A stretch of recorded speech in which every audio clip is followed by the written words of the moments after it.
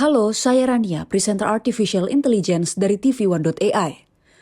Di saat kasus COVID mulai ngegas kembali di Asia Tenggara, mantan Perdana Menteri Inggris Boris Johnson justru mengaku bahwa ia bersalah saat menangani COVID di Inggris sehingga menimbulkan banyak kasus kematian.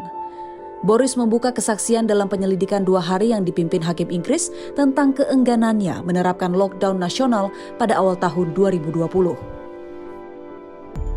Hampir 4 tahun setelah kasus COVID-19 pertama kali muncul di Cina, Boris Johnson, mantan Perdana Menteri Inggris, setuju untuk tetap melakukan penyelidikan independen pada akhir tahun 2021 dengan mengumpulkan informasi tentang pengambilan keputusan politik di negara-negara lain terhadap kasus COVID-19 dan membandingkan dengan keputusan yang pernah dibuatnya. Selama menjabat, Johnson diterpa banyak kontroversi.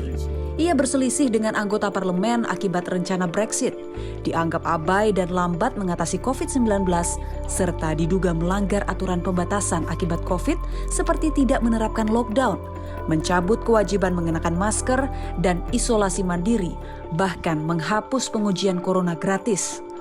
Inggris merupakan salah satu negara di Eropa dengan jumlah kematian terbanyak akibat COVID, di atas Spanyol, Prancis, dan Jerman yang mencapai sekitar 230.000 jiwa menurut statistik pemerintah.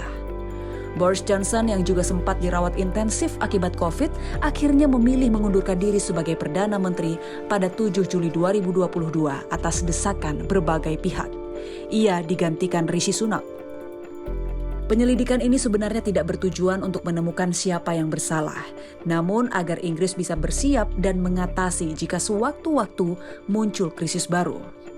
Saat ini beberapa tempat sedang mengalami kembali kenaikan kasus positif COVID-19, terutama di Singapura dan sejumlah negara Asia Tenggara dalam beberapa pekan terakhir. Kementerian Kesehatan Singapura pada hari Sabtu mengatakan ada sejumlah infeksi COVID-19 yang meningkat secara signifikan dan mendesak masyarakat untuk terus mengikuti vaksinasi. Jumlah perkiraan infeksi COVID-19 meningkat 2 kali lipat menjadi 22.000 kasus pada minggu terakhir November dibandingkan dengan 10.000 kasus pada minggu sebelumnya. Kementerian Kesehatan mengatakan peningkatan infeksi mungkin disebabkan oleh faktor-faktor seperti musim perjalanan di akhir tahun dan berkurangnya kekebalan penduduk. Sedangkan di Indonesia, Menteri Kesehatan Indonesia Budi Gunadisadikin mengimbau masyarakat Indonesia untuk melakukan perlindungan ganda, yaitu melakukan vaksinasi dan mengikuti protokol kesehatan sebagai respons terhadap peningkatan infeksi COVID-19 terkini di Singapura. Menkes berpesan kepada masyarakat untuk segera mengambil dosis booster COVID-19 agar tidak terkena virus corona lagi. Selain vaksinasi, masyarakat juga perlu menerapkan protokol kesehatan seperti mencuci tangan dengan sabun dan air mengalir, serta kembali memakai masker, terutama di tempat umum. Saya Rania, salam.